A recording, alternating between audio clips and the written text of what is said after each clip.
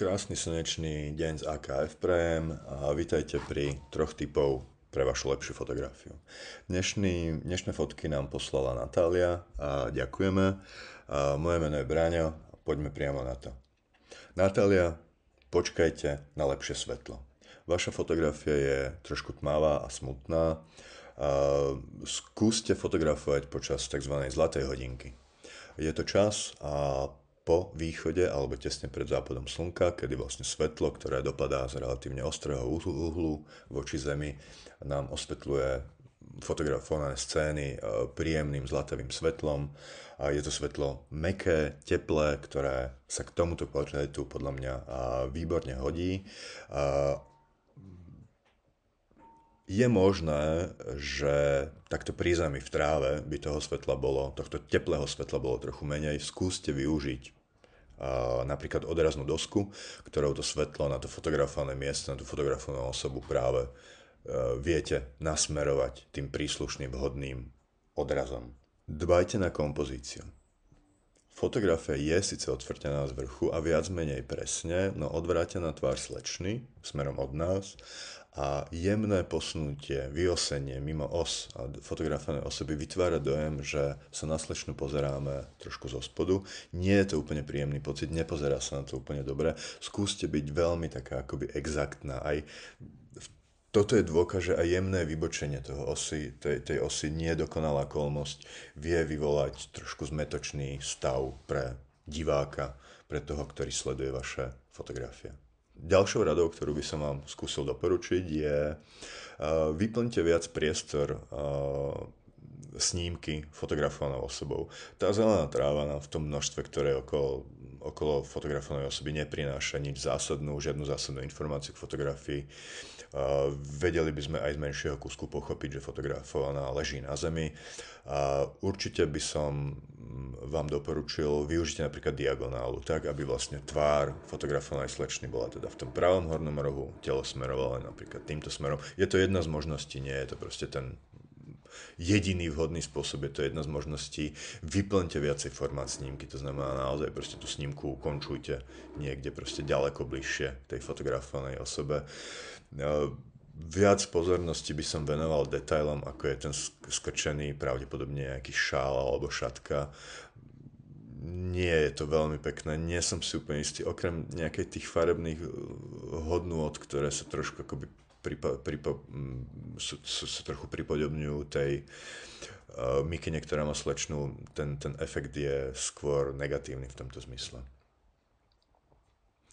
Farby fotografie. Fotku máte takú peknú sítu, to je pravda. Myslím si ale, že celá snímka je podexponovaná. Nemám k dispozícii EXIF, neviem, ako bola fotografovaná, preto neviem dať presnú radu. Ak išlo o nejaký poloautomatický expozičný režim, odporúčam určite korekciu do plusu. Tá fotografia v rámci jasov má rezervy, môže byť kľudne výrazne svetlejšia. Tá tráva je napríklad taká pomerne síta, ale je vidno, že v nej je veľmi tmavých miest, veľmi akože vyslovene čiernych bodov, ktoré nepridávajú tej fotografii taký ten pozitívny, svetlý, svieži, jarný možno, že, alebo teda asi jarný pravdepodobne efekt, ktorý by sme možno chceli docieliť. Ak teda sa ide o nejakú akoby možno, že neznalosť technickú, tak ten fotoaparát vás informuje pri každom tom kroku, ktorý robíte, vás informuje, ak išlo o nejaký plnomanuálny expozičný režim, informuje vás, aké hodnoty proste máte namerané, treba prispôsobovať expozičné hodnoty tak, aby ste dosiahli tú dostatočnú svetlosť snímky.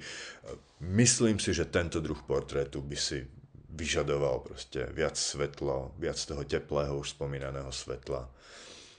A myslím, že ten výsledok by bol ďaleko lepší. Čo je také trošku...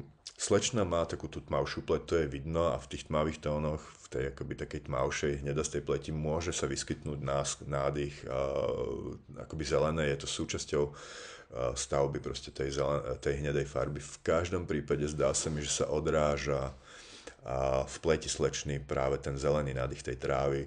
Je tam zrejme nejaký vrhnutý odraz, ktorý nám neprospieva úplne.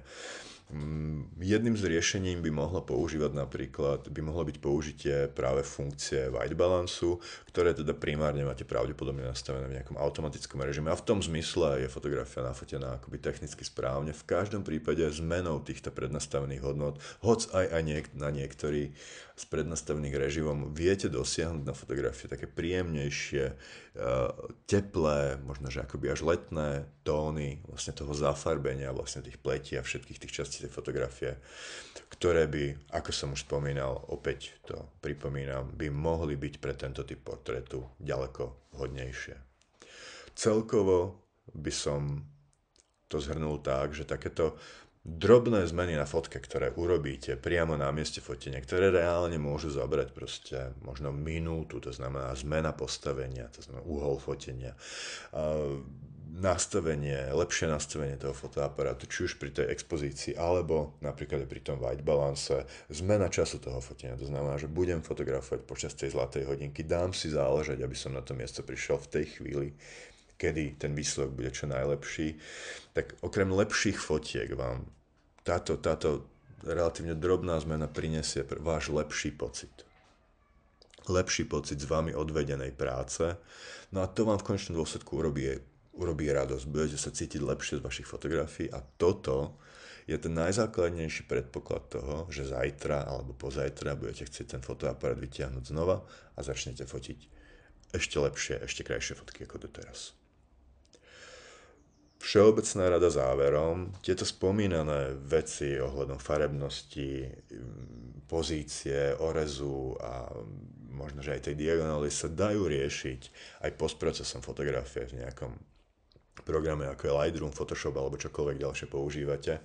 V každom prípade, ako fotograf by som vám odporučil, sú to drobné zmeny, ktoré je možné urobiť priamo na mieste, len tým vašim trošku akoby by som tak povedal, že zodpovednejším prístupom k tomu foteniu.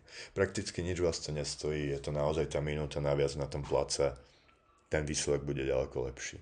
Nechajme ten postproces len v tej minimálnej podobe, správame tú fotku tak dobrú, ako sa len dá priamo na mieste. Ďakujem za pozornosť, prajem príjemný deň, držte sa.